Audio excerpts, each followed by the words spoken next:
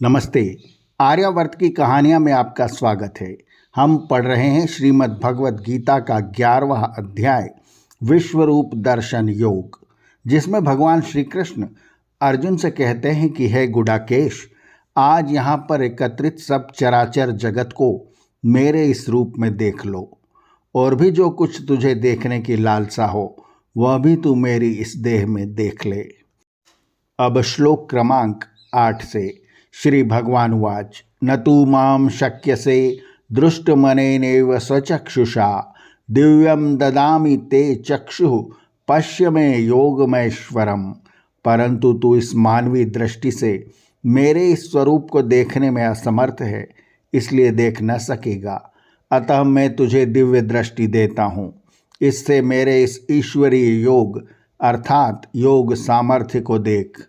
स्थूल मानव चक्षु पदार्थों के केवल बाहरी रूप को देख सकता है अथवा उनसे पृथक प्रतीकात्मक रूपों का निर्माण कर सकता है, और इन रूपों में से प्रत्येक रूप सनातन रहस्य के केवल कुछ स्वल्प ही पक्षों का सूचक होता है। इसलिए भगवान श्री कृष्ण अर्जुन को दिव्य दृष्टि प्रदान करते हैं। संजय उवाच एवमुक्त्वा ततो राजमन्हा योगेश्वरो हरिः दर्शयामास पार्थाय परमं रूपमैश्वरम। संजय ने कहा, हे राजन धृतराष्ट्र, इस प्रकार कहकर ज्ञान योग, भक्ति योग, कर्मयोग, दिव्य कर्मयोग इत्यादि सब योगों के ईश्वर हरि ने अपना परम श्रेष्ठ ईश्वरीय रूप अर्थात विश्वरूप अर्जुन को दिखाया। अनेक वक्त्र नयन मनेकादुभुदर्शनम अनेक दिव्याभरणम दिव्यानेकोद्यतायुधम।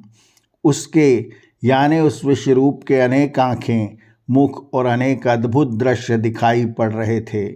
नाना प्रकार के दिव्य अलंकारों से वह स्वरूप सज्जित था और नाना प्रकार के अस्त्र शस्त्रों को हाथों में उठाए हुए था।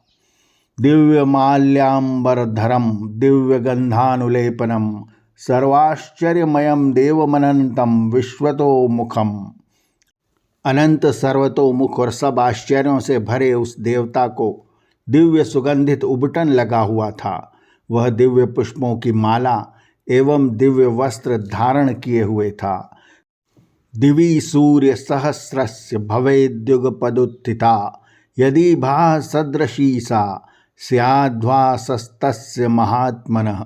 यदि आकाश में सहस्त्रों सूर्यों की ज्योति एक साथ उठी हुई हो तो भी वह ज्योति उस महापुरुष के देह की ज्योति के सदृश कदाचित ही हो सके।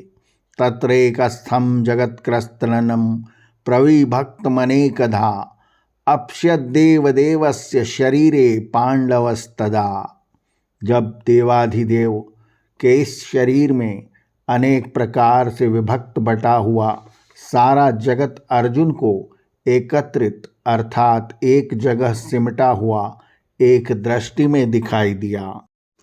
ततः स विस्मयविष्टो हृष्टरोमा धनंजय प्रणम्य शिरसा देवं कृतांजलिर्भाषत। फिर आश्चर्य में डूबने से उसके शरीर पर रोम खड़े हो गए अर्थात रोमांच हो गया।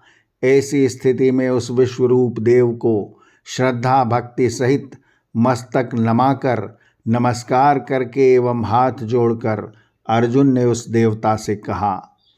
आर्यावर्त की कहानियाँ के अगले अंक में हम देखेंगे अर्जुन ने उस विश्वरूप को देखकर क्या कहा। आर्यावर्त की कहानियाँ चैनल को सब्सक्राइब करें और बेल आइकन के बटन को दबाएं ताकि हम जब नया वीडियो लेकर आएँ तो उसकी सूचना आपको तुरंत मिल जाए। धन्यवाद। नमस्ते।